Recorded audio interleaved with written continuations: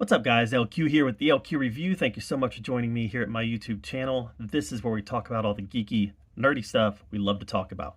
Movies, video games, comic books, and TV shows. And right now, I'm going to give you my thoughts on the first 3 episodes of The Acolyte, the new Disney Plus Star Wars show.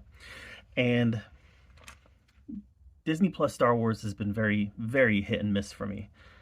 I liked Andor. I like The Mandalorian Season 1 and Season 2, and Season 3. Season 3 was a big step down, but I still liked it. Obi-Wan had some good stuff in it, but overall it just wasn't very good. Ahsoka had some good stuff in it, but overall just wasn't very good. The Book of Boba Fett, the Mandalorian episodes were good. The rest just wasn't at all. So... is that all of them? I think that's all of them. Yeah. So for me, it's been very hit and miss. Mostly miss, honestly. And when I found out they were doing The Acolyte set during the High Republic era, I gotta tell you, I was pretty excited about it because I think the High Republic is a time period that is definitely ripe for some good storytelling. I've read a couple of the books. I collected the High Republic comics for about the first year, and then I dropped off. I don't even know if they're still making the High Republic comics, but I have about the first 12 or 13 issues of the High Republic, the main High Republic series. So I was excited. Like I said, I think that there's some room for some very good storytelling in here. But I gotta tell you guys, 3 episodes in, I don't really like it at all. The opening of episode 1 was good. You know, watching our antagonist battle Trinity, that was fun. Don't know how I feel about Force Fu. I think that's kind of dumb. When did people in the Star Wars universe start using martial arts? I don't know. Apparently it's a thing, though. But Force Fu aside, I thought it was a fun opening that really set the stage for what could have been a really strong show.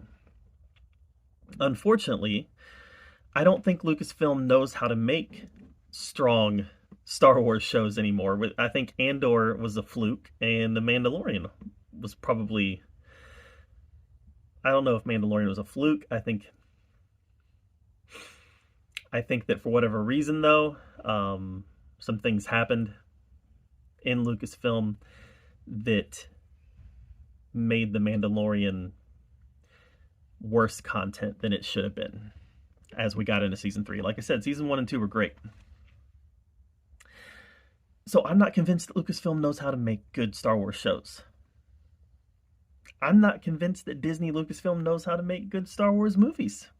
Honestly. Yeah, The Force Awakens, I liked it. I did. I liked it. It was a complete rehash of A New Hope, but I liked it. Last Jedi, eh. The Rise of Skywalker was complete trash. Solo, it was okay, but completely unnecessary, and honestly, a lot of it was boring. And Rogue One was good. Rogue One is the one good movie that Disney Lucasfilm has made. So I'm not convinced that Lucasfilm under Disney even can make good Star Wars content, or at least consistently. Every now and then they're going to accidentally make good Star Wars content. It's just been a mess. It's been a mess, and The Acolyte is a prime example of why it's been a mess. So let's dive into some of the things I didn't like. I'm going to talk about some of the things I liked too. I'll save that for the end of the video. So we'll end on a positive note. But let's talk about the things that I don't like. I grew up on the original trilogy. I'm one of those guys, right? I'm one of those guys. I grew up on the original trilogy. Call me old school if you want.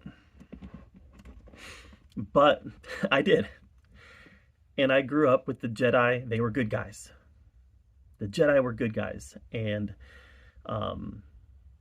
the Sith, the Dark Force users, they were the bad guys. And there wasn't really any middle ground. Your middle ground was your smugglers. your non-Force users. The Jedi were good guy, the Sith were bad guys, and everyone else was in that middle ground. Yeah, you had smugglers who were fighting for good, and you had smugglers who were working for bad, bounty hunters going to the highest bidder, etc. But you had your clear line on Jedi good, Sith bad. And it's clear to me that Lucasfilm just doesn't like the Jedi. The more content they make, the more obvious it becomes that they just don't like the Jedi. Here we are in Acolyte, seeing them as corrupt, morally compromised, out of touch, weak guardians of the universe. And that's not what the Jedi are. The Jedi are the good guys.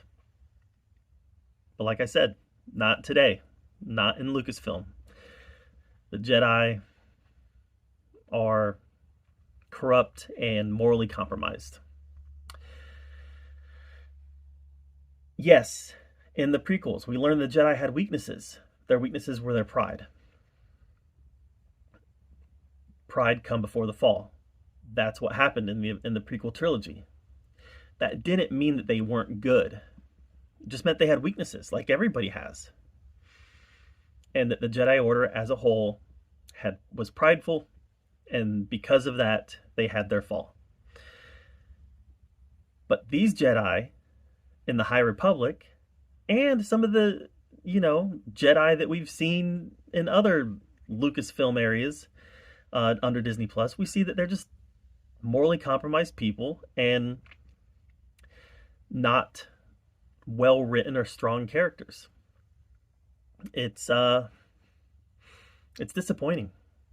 As an OG Star Wars fan, I want to see the Jedi as the good guy. Yes, absolutely. Write them with weaknesses, but they're good guys. And I'm not getting that. All right, second thing I don't like. It just looks cheap. It looks cheap. And okay, so when we're looking at the Disney Plus Star Wars shows, we're talking anywhere from 6 to 8 episodes, 25 to 40 minutes per episode. Why don't we just make movies? Obi-Wan could have been easily edited down to a very coherent, good film. There's a whole bunch you could have cut from Obi-Wan, a whole bunch, that would have made that a better flowing story. And if it was cut together as a film, it would have been better. It just would have been. Book of Boba Fett didn't need to exist in the first place. Delete that from history for all I care. The Mandalorian worked, mostly because those early episodes were very episodic. So it worked because you could tell it was conceived to be a TV show. Season 3 worked less because it wasn't as episodic. I felt like season 3 would have been better as an edited down movie. Period. You start looking at Ahsoka. There was a lot of stuff they could have done with Ahsoka, edited out and tightened up to make that a good movie, but as a TV show, it was bad. So my point is that they have, it's like they're set on making TV shows, but they have scripts that are conceived as movies. And they're just like, well, let's just add to it and make it a TV show. And it just doesn't work. But on top of that, forget the fact that half of the stories in these Disney Plus shows is fluff and not needed. It just looks cheap. And that's, with some exceptions, Andor looked really good. But Acolyte looks cheap. It looks like it was filmed on a TV budget, which blows my mind when you find out what the actual budget was. Like $170 million? What? What are you spending it on? Because it looks bad.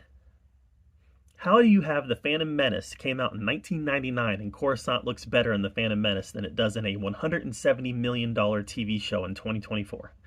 I don't know. It looks cheap. All right, next one. And this isn't just a problem with Acolyte, but I'm feeling it more in the Acolyte. All these other Force users out there in the world, out there in the galaxy, is reducing the specialness of the Jedi and the Sith. Now, this was something. I mean, obviously, there have been other Force users for a long time. You look at the Clone Wars, you look at Rebels, lots of Force users out there that aren't Jedi or Sith. Honestly, I didn't like that in Clone Wars or Rebels either. I don't like the witch covens. Don't like them. I liked it better in Clone Wars, Rebels, whichever one they were in, maybe both, I don't remember. But I liked them better in that because they served the purpose of the story and they served the purpose of creating more backstory and context for Darth Maul. I liked it. Better, anyways.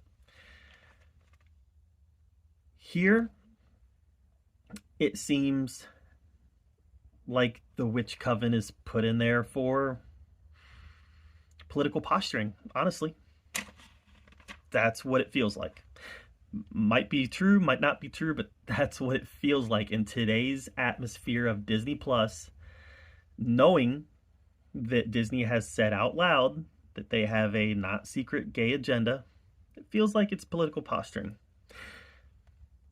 Do I care that there's representation for all sorts of different people? Absolutely not.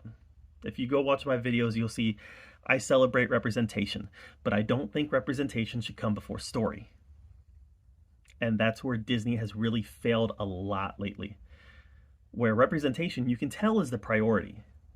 Story is secondary. And this felt like that. This felt like check the box storytelling.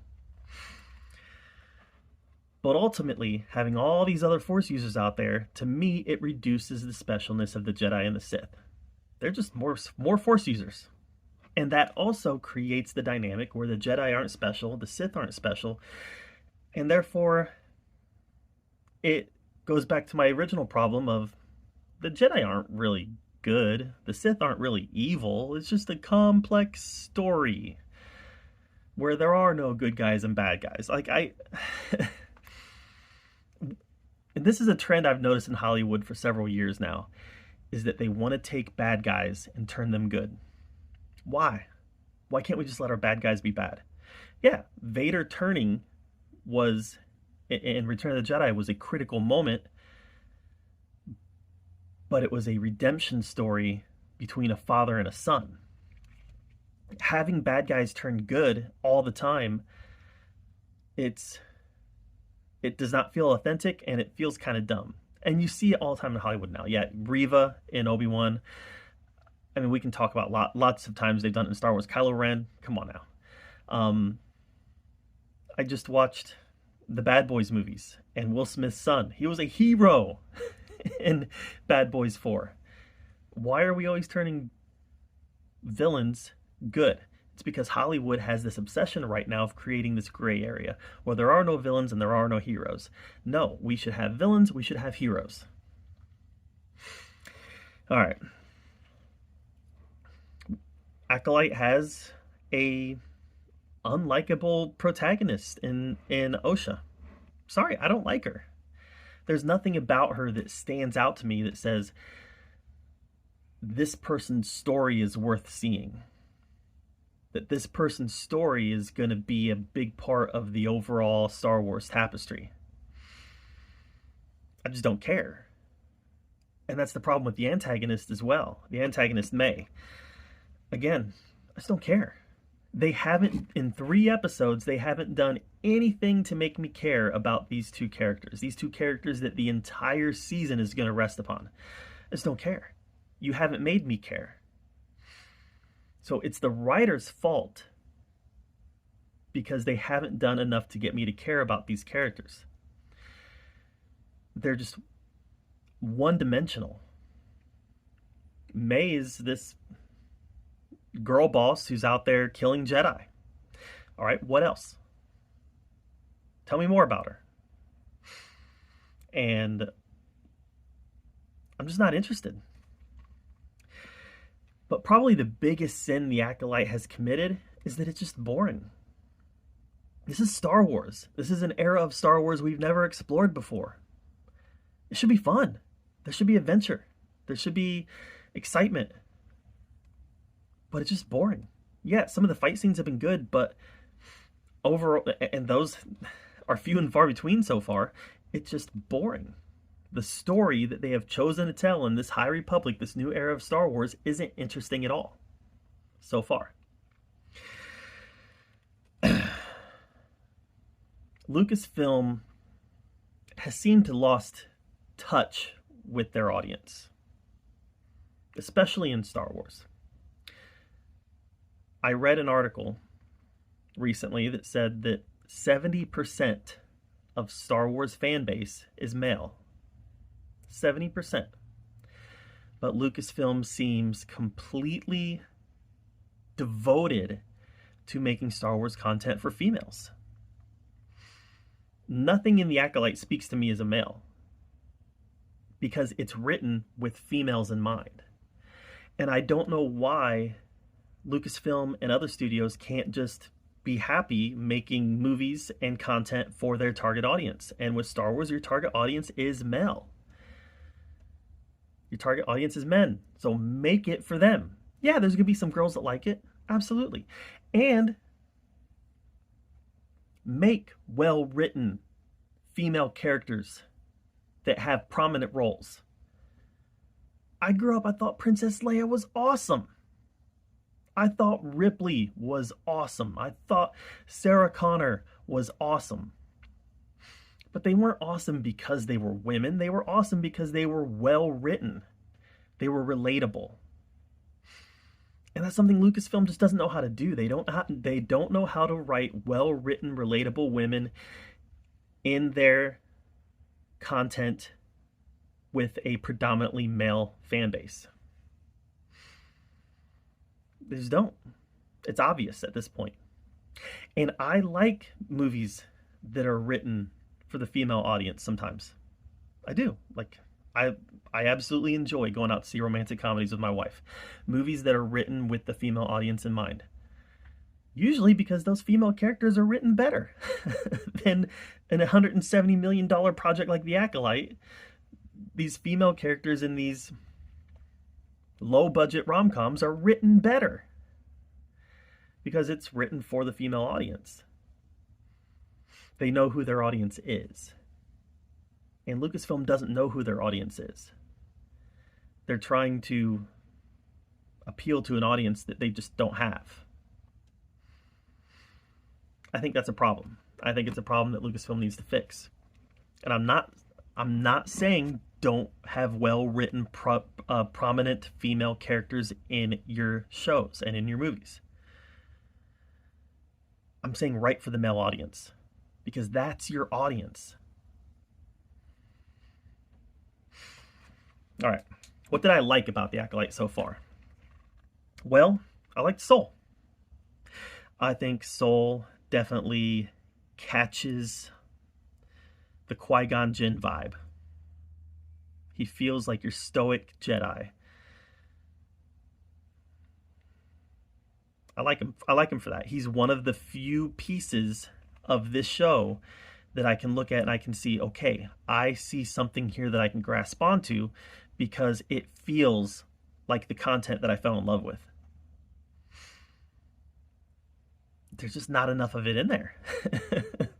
I like the fighting scenes. Force foo aside, I like the fight scenes. I think they're well done, well choreographed, tense, exciting. I like the fight scenes when they happen. And again, I like the High Republic era. I think this is an era we can explore more. I just don't happen to like the story that they're telling in it. They're even calling it a murder mystery. Okay. We know who the primary antagonist is in May. Sure, we don't know who the guy who ignited his lightsaber at the end of episode 2 is.